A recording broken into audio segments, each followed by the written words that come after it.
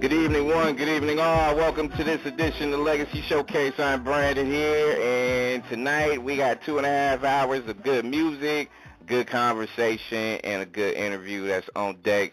And on cue, Mr. Kenny Lattimore is supposed to be calling in less than a minute at 8:05 at the top of the hour. Shout out to all you people out there in the Midwest, East Coast, worldwide, of course, brought to you by Nexxlegacy. Check out the website, nexxlegacy.com. You can also follow us on Twitter at NEXLR.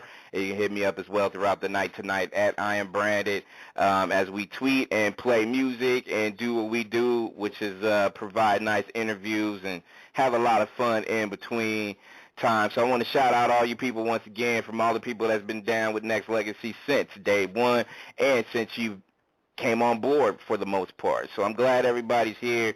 And as soon as we get Mr. Kenny Lattimore on deck, you know what I'm saying, got a lot of questions. Just want to know what the guy's up to, appreciate his music, and just overall just kind of just get his pulse and his deal as far as how he feel about the entertainment business. And I feel like when I actually ask this man some questions, I'm gonna come back because, you know what I mean, I'm gonna play For You, which a lot of people get married to that song. A lot of people have memories based on that song. A lot of people have made babies off that song. A lot of people have made babies off a handful of his music. So, I mean, the responsibility in relationships and where does he see the evolution of music as well. Talking about that, we're gonna throw the relationship responsibilities as well. Does it correlate into song because of those memories that I talked about? And we can discuss that. We can even discuss it after he's done with the interview. I mean, does song play a factor into certain things when it comes to relationships and things like that? I mean, because I think for the most part, when a lot of people listen to Kenny Lattimore's music, I really and truly feel that when it comes down to it, it's just like I said, For You. A lot of people have those memories, those moments, the wedding songs, the wedding dance, this, that, and the other. So I just kind of feel like when it comes to music, you just want to have songs that will withstand the test of time and that will create these memories that will last a lifetime. And as I put my guest on right now on Legacy Showcase, he is brought to you by KennyLattimore.com. You can make sure you go ahead and check out his website and more, and you can follow him on Twitter like I did, and all you people out there should, which is at Kenny Lattimore on Twitter. And I should call him like the guru of music. You can call him the wedding expert planner, I guess you could say, with a lot of his songs being, you know, walked across the aisle and the whole deal. And I have Mr. Kenny Lattimore live on Legacy Showcase. Mr. Lattimore, sir. What's happening? Good evening. What's happening? Man, it going? is a good evening, and I hope your evening is going great too. I'm doing fantastic. I'm actually traveling tonight. I'm going to be in the Bay Area at Yoshi's, which is a great intimate venue where I can showcase some of my music on tomorrow night and Saturday night. And Saturday. So I'm on my way there. I will be there for the Saturday one, sir, and we can start with that too. So Yoshi's, people out there that's in the Bay Area, you can go ahead and check this man out for the next couple nights, starting with Friday night and Saturday, of course. 2 nights. Yeah. How many shows? 4 shows total, and this is actually the least amount that I've ever done at Yoshi's, which is kind of cool, only because I give a lot in the shows, and I right. wear myself out actually.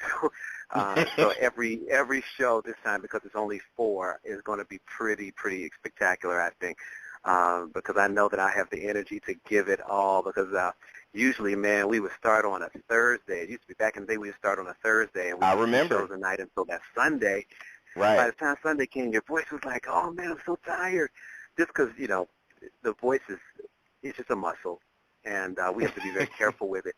Thank God for classical training and all that, because I don't think I would have a voice that could withstand that many shows back to back to back. And then don't go to Japan. Oh my God! In Japan, you do even more shows. You do like 12 or something like that. Really, you know what? Oh man. That's what I heard. But it's a lot of energy in it, and that's one question that I want to ask you, It Kenny. is. Like Yeah.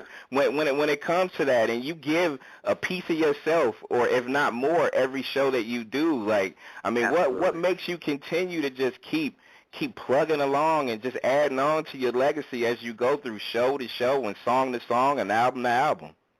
Wow. Thank you. I guess it's really the interaction with the fans. It becomes like a conversation to me. And what I love about intimate venues is when the audience really knows the material. They know obscure songs that weren't the big hits for you and all that, the things that they've loved, that they've picked up from your history. And when they throw that out, you can't help but to have a great conversation because it's really about people who are knowledgeable about the things that you've done. And it triggers memories. The music Right. triggers different kinds of memories as well as to what you were writing about, what you were experiencing at the time, to who you were with, to where you were. I mean, just everything. Music is just a great sensory mechanism that just brings back so many great memories. When you have fans of yours, or even colleagues, or even people that you've known and grown intimate with throughout your lifetime, as far as your music career, you have people that will tell you, you know what, Kenny, I walked down the aisle with For You. Yeah, absolutely. And I know you've had that millions and millions of times. So how does that make you feel, man, at the end of it all, that you've basically had a massive hand in ushering in marriages and things like that? Yeah, it's quite an honor, and it's very interesting because then I know that I will be a part of someone's life and their story forever. It's Right. like I become a part of a family member almost. So it's definitely quite an honor. Music is the soundtrack to our lives, so uh, it just makes me feel great. It was totally a song that was authentic. It was one of my buddy's wedding songs that I grew up with. My buddy from high school. He actually wrote it for his wife. Mm-hmm. So we didn't put it together with the intention that it would be a big wedding song, if you will, or a commercial wedding song, as much as it was just a beautiful, true, authentic statement of love that he had given to his woman, and I wanted to sing it. So the scary part for me was really recording it initially because I wanted to make sure that it was that the performance was worthy of how well the writing was and the sentiment of the song. And once we got all of that in order, and it was thanks to Barry Eastman and the writer Kenny Lattimore, the rest of it just, I think people just felt the truth in it. When you do have songs like that, and Kenny Lattimore is our guest on Legacy Showcase, when you have songs like that particular song, and when you do go into the studio and you record it, is there a lot of pressure that comes along with it? Or, because, correct me if I'm wrong, and to me, I think this is what separates you from, a lot of other people that is really trying hard, or that just kind of take the song aspect for granted. Like, I think you put a lot of, not just passion into it, but you, God-given talent, the whole deal. Like, you combine all that, and it's an unstoppable situation when you do put out songs like that, right? Wow, thank you.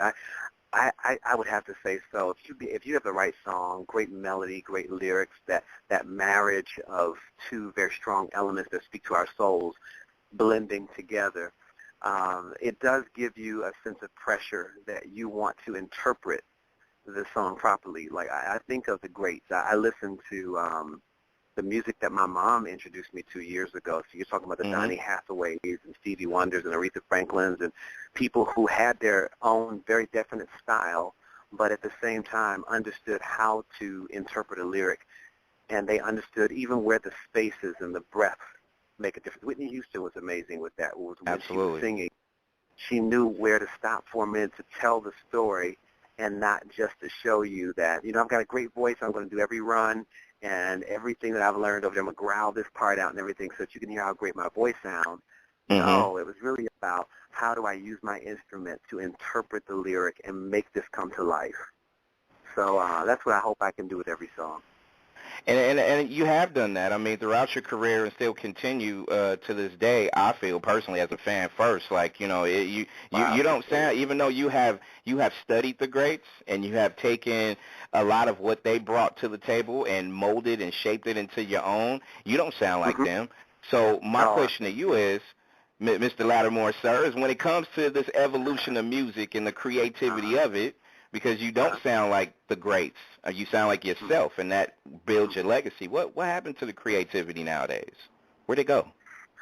I think it went away to some degree. I mean, it still exists. We still have Absolutely. amazing things that are coming up, but in terms of us hearing it commercially, I think it has to do with what commercial radio has been allowed to play with corporations owning and controlling the music. That's why I love that the fact that you have your your venue, I guess you'd call it, or this particular area having Block Talk Radio and things like that gives you the opportunity to control what you really want to hear or what you want to go out to the people, as opposed to someone saying this is what you have to do to fit into Right. our brand. So nothing against corporate radio in general. I think that there is a method to the madness, and people are making money and they're having success, and information hopefully is still getting transmitted through the airways that will help people and inspire people and all.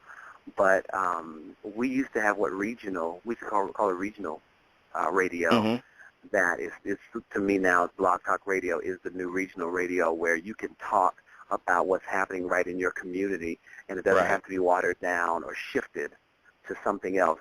But when that happens, then there's a compromise that begins, because now we have to fit into whatever that other brand is. And a lot of times, the corporations, I think, wanted you to sound like other people. I was working on my third CD and was really asked to be a sophisticated R. Kelly from my label and from some of the producers and people that I was with. That's what they really wanted, because they felt like, hey, he's selling a lot of records right now, and there was this duplicating, cloning kind of thing that was going on that I could never fit into anyway, because then you lose the authenticity of the artist, and people can see that. I think people hear phoniness. I don't care if you're talking, if you're on television, if you're in front of the world, you can only keep up an act for a certain amount of time, and then the truth is going to be revealed. And one thing I always feared in doing music was being fake. Right. If there was anything, because I don't really fear much of anything, but if I could say that I feared anything, it was being inauthentic and fake, and that people could just see straight through it. Like, what are you trying to do? And I agree. That's one of the reasons why I had to stand a lot of criticism, just like a lot of my fellow comrades in the music industry. You just have to withstand the years of criticism until you become in, if you will. Right. But Kenny, my thing is this though: when of course, people are going to have their critics. I mean, they sound, Sure. or they're, I guess in some ways, not prejudiced towards the sound, but they're more, they're fixed on who they like, how they like it, and why they like it. So Right. but if you have a voice like yours, and if you have songs that will stand the test of time, people can play, a lot of your records back 20, 30, 40, 50 years and still cool. Like who in who in their right mind, man, is gonna say, hey, you know what, I got a problem with Kenny Lattimore's music? Like who's really gonna say that But though? you know For what? real? You'd be surprised, because everybody is in a different place in their living experience, in their process of life. So sometimes it's not even about me personally not liking Kenny Lattimore or whoever else, because they don't know. Most people don't know me. They may know some of the music, or they may know something about me. They don't know me personally to have an ought or attack. But people prefer what they prefer, and that's okay. I think that's what makes the world completely diverse and a wonderful place to live in. But it's funny. I always tell young people when they ask me, "Oh, what advice would you give?" I say, "Still be yourself." And when you're out marketing and distributing music or whatever your brand is, don't ever try to chase anybody else's brand, because it doesn't make any sense to chase somebody else's brand when you have something that people will like. But what you have to do is find those people that want your brand, period. If you find those people, you're going to have success. Do you find that there should be, I guess I should say, more responsibility in the lyrics that is put forth? Not talking about hip hop, because I think that's always been a tug of war situation, but more so, R&B soul, just for the simple fact that we do have a lot of your songs, and Luther and Whitney and so many greats, that it did leave something to the imagination when it came to, love songs, or even songs where, you're bawling, crying, breakup songs, all that good stuff. So, I mean, but when you have it now, because a lot of the fan base was like, you know what, I'll take Kenny Lattimore's music over some of these one night stand type of songs any day of the week. So, when you have people that say that, what is your response to it? I appreciate it, and my response really is, I've connected to that person that wants my music. No doubt. That's the perfect statement. To hear that is, then I know I've connected to one of my people that's going to be with me probably forever, until I'm gone. And because they get what my purpose is, I think that what happens also with artists is we come out and we try to fit into things because it's about money and business. Right. And the music industry is heavily about that, but at the same time, I've been very conscious not to lose who I truly am and what my purpose is. And when I think about my brand, I believe that my musical purpose was to sing to the hearts of women and to the minds of men, to encourage them in love. Right. What that might mean is it may encourage them to love one another. It may be sexual at times. It may be about arguments and trying to figure each other out. It may be about loving God and how do we bring God and spirituality into our lives to enhance our lives. All of that is what my brand is about. So I just try to stay true to that. Do you and you just made me think of something too, Kenny, like I just feel like, to me, and of course I've said it, like weddings, there's a lot of connections on a spiritual moment too, but also, I mean, you help usher in a whole lot of babies too, man. Let's just go ahead and keep that real as well. So, I mean, you could be called Dr. Lattimore, Dr. Lattimore MD, whatever you want to call it. Like, I mean, and to me, what I wanted to say to saying that is the fact that a lot of what you do is universal, but you do connect. And to me, I think that's what music is for, right? I think we shouldn't have shortcuts when it comes to music, right? Absolutely. And everybody, if you're an artist and your brand is more sexual or your brand is more inspirational or what have you, I still would say be true to that, because when I listen to certain artists, they're very consistent in their area, they're going to win because they're consistent and they're being true to themselves. I came from gospel music. Right. And I came from, when I started doing my career, I wanted to be like BB and CC Winans. I never intended on being a love person, sex symbol, R&B, male, whatever, all the things that come along with that. I never really had that intention. And I remember people asking me, and I know they was, oh, man, I got so much criticism about that, too. Why is he this reluctant sex symbol and all sorts of stuff? Because it's interesting when people want to be you, and they want what you have, and they covet that. You have to, I think in wisdom, be very careful, because the type of advice you get and the type of reaction that you get from people is based on fantasy, and it's based on what they think they would do if they had your platform. But again, coming from singing the gospel and wanting my grandmother to be proud of me and my mom, and knowing what the standard was that was set for my life, it was very different. It wasn't the general music industry standard. So for me to sleep in peace at night and know that I had done what I was supposed to do with the gift that God gave me, came forth that music from that first CD. It was really my idealistic view of love. The second CD was about things that I thought that men should say that we don't always say. The third CD was really just me beginning to explore more contemporary sounds. Then I went on the fourth CD back to traditional things when I did Timeless for Verb. And what you're going to be experiencing at Yoshi's coming up this weekend is the contemporary sound again, where Kenny Lattimore fits into 2014, 15, 16, 17. And you're going to hear some contemporary R&B, but you're also going to hear me crossing genres from that to Frank Sinatra. You know, I'm going to do a little bit, not a whole lot, but a little bit of jazz, because there's some interest in me doing some big band stuff like Nat King Cole. And what people don't know, and I will talk about, is that when I first started taking voice lessons at 12 years old, that was the type of music that I sang. And the vocal instructor was really smart because she knew that I wanted to do popular music, and she didn't want to train me super classical at 12 because sometimes you can get stuck in certain techniques. I was able to do classical music a little bit later on and balance it all so that I never lost the style of my voice, if you will. But I'll talk about a little of that. I'm trying to be as transparent and revealing about some of the history as I cross these genres so that people don't get too confused, because well, it's been a long time. I think people know who I am. The people that have followed me already know who I am, so I'm not trying to convince anybody that I'm something different or new, as much as I want to have fun with music again.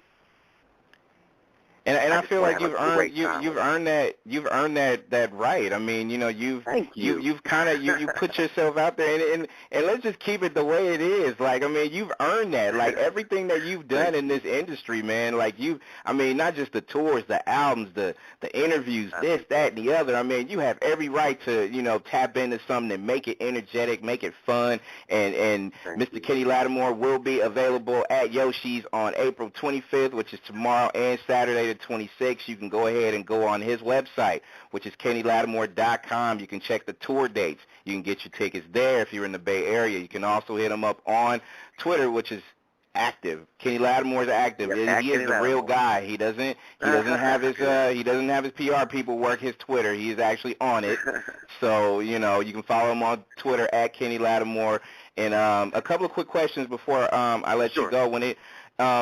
When it comes to what's in store for you, and you've kind of already talked about just some of the things that you are gearing up your fan base to listen to when you come to Yoshi's in a couple, you know, tomorrow. What's in store for you? What's on your horizon, sir? With the crossing of genres and just experimenting, it's funny, when I started recording again after I did Timeless, one of the things that we did were focus groups, and we allowed people to listen to my demos. I don't know if any artist ever allows their fans to listen to their demos, but I had people listen to the demos, and I asked them, do you think this is worthy of me really recording and finishing and the whole presentation coming to fruition? That's kind of what we're going to do with some of the songs and some of the music. I'm going to just be vulnerable to the fans, and we'll just see what they think. But so what's in store for me is just continuing to challenge myself. You know, right now I'm in that stage where life is wonderful. A lot of things are now settled in my life, where I can really focus and get back to the music, where when things were kind of going a little haywire, I just remain quiet. I try to just be quiet in moments when things are kind of crazy, and try to hear from God. You know, what should I do next, as opposed to me just going out doing something silly or saying anything silly. And so I feel like now things are calming, where I can get back to what I love the most, and that is this music. And it feels right, huh? Just, you know, when you can sit back and let God take over, and He gives you direction, and you go ahead and just knock out those directions that He's giving you. It's a good feeling, right? Yeah, it is. You do feel like, and I appreciate everything that you said. I'm really humbled by your comments. I feel like I have earned a right, to a degree, I agree, to do what I want to do. And really everyone should feel like they're in that position. But particularly because there's been a lot of years that have passed, and I've just tried to remain consistent in that I don't feel like I have anything to prove. That's probably the best way to say it. I don't really feel like, oh, God, I got to get out there and I've got to do, except that I have to be consistent for my fans. Absolutely. Because it's still the fans that allow my brand to grow and be alive, because it's that conversation again. And if you're not speaking the right language, it's almost like me deciding I'm going to do an album in another language to my fans. And they're like, what language is that? And it may not translate, you know. So I still got to keep the fans number one, so that I can make sure that our conversation is effective and powerful, you know. No doubt, no doubt. Now I feel like this good, when you have created a legacy, and you know everything you do going forward is just adding on to the legacy, and just by you saying staying consistent, you know, and just keeping that energy flowing. I mean, you can never go wrong with what you do with your career. I think people should take it not just in career, but also in life too. That's how you live it. Everything, and try to do what you do with excellence, because, I mean, God gives us His breath. We're not here very long. We're just so not. I agree. And for every year that we have and every opportunity that we have to spend in the presence of another soul, another person, I think it's just an important moment. When I go out, one of the prayers that I have every time when we get ready to hit the stage is that I don't take it for granted that anybody's in the house, particularly people that spend their money to come and see me. That's like, it's like, wow, somebody spent their hard-earned money in these crazy economic times to come and see me and spend a few hours, or maybe even just 1 hour. How can I impact that where it was worth it for them? Indeed. Oh, man, Indeed. It's powerful. It's a very powerful thing. I'm just very grateful and very humbled by the opportunity to be a recording artist in this day and time. And I'm looking forward to seeing you perform on Saturday, but Mr. Lattimore will be there on Friday. So people, if you're in the Bay Area, Yoshi's, make sure you go ahead and show that love two nights if you can. I mean, you know, you get this man two shows, a show a night, right? A show a night. Every show will be different, too. That's the other thing the audience really makes the show different every time, because when you're intimate and they can talk back and yell out songs they know, and my fans that have been to my shows know that sometimes there'll be a little break somewhere, and somebody will yell out a song that I probably haven't sung in 10 years or something. But if I can remember any of it, I will give it to them, because it's so much fun. That's a part of the whole conversation is, this is what your Kenny Lattimore moment and your Kenny Lattimore memory is. Then let's talk about it. Let's share that. Why is it significant? What's happening? Oh man, that's what makes every night really special.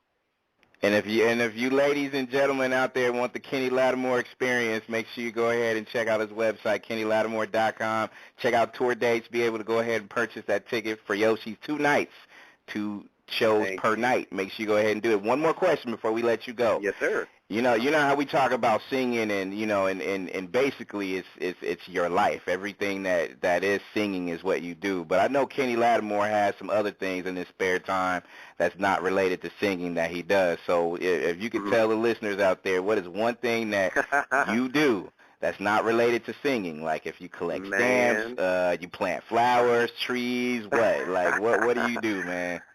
Man, I have to say it would be nice if I could just put a hobby in there. But you know what? I'm really consumed with being a great father. And I always have. Since the birth of my son, I've been consumed with it. And he is such a brilliant child and a brilliant experience to wake up daily and communicate with him and see his growth. And he's running track and field. And you know, brilliant academically advanced and going into middle school, and so I'm one of those parents that's consumed with, okay, let me do the research, let me find the best places for him to go to school, let me find them. I'm totally that dude, which I know a lot of times it's the women that does that, but it's me on this the dad who's out there like, ugh, You know. Hey, Kenny, from a father to a son, I am a father to a daughter. So trust me, I know beautiful, exactly right? what you're doing. I am so proactive in finding the best whatever I can, just so I can be able to have it done. Exactly. So I know it. Okay, so fine. Singing and being a parent, that's your highlight. Being a parent, because I'm teaching my son to be a thinker. I'm like, you got to be a thinker, man. And and it is consuming. But other than that, I love environments. I come from an architectural background as well, so I'm a person that loves scenery. So I take nice drives and take in scenery. I love architecture still, so whether it's residential architecture, design, art, there are places in art galleries and different. You may find me like wandering a lot of different places. I try to just take in the whole human experience and what life is completely about. Do you draw up some of those business skyscrapers, Kenny? You do all that stuff too, or more in the residential for me? I don't do the skyscrapers, but I will buy magazines. I was really fascinated by the new tower in New York, the Freedom Tower, and all the different sections and functions and how what is this all about? What how is this going to really benefit the people? What's going to be better about this particular technology that they're using? And I get into all that. I enjoy it. Okay. Well, see, you know what? I just found out something about you I didn't even know, man. See, that is what's up. So that is a beautiful thing. Hey, and I'm looking forward to seeing you and shaking your hand on Saturday, but also people out there that will be going Friday.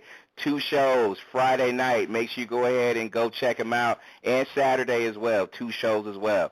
You know it's a blessing, man. It's been a while, and I definitely want to thank you for just continuing your legacy, man, and just know that you've done a lot for my motivation before we even crossed paths. So it's definitely a blessing to be able to have you on. Hey, I appreciate you even having me, allowing me to expose the shows and my music. It wouldn't happen without you, brother. And your website and everything else I could possibly do. It's team Kenny Lattimore over here, man. That's what we do on this station, man, all day. I appreciate it. Hey, blessed to see you, man. I'll see you on Saturday. Cool. All right. Take care. God bless. All right. Same here. That is the extraordinary Kenny Lattimore right here on the Legacy Showcase.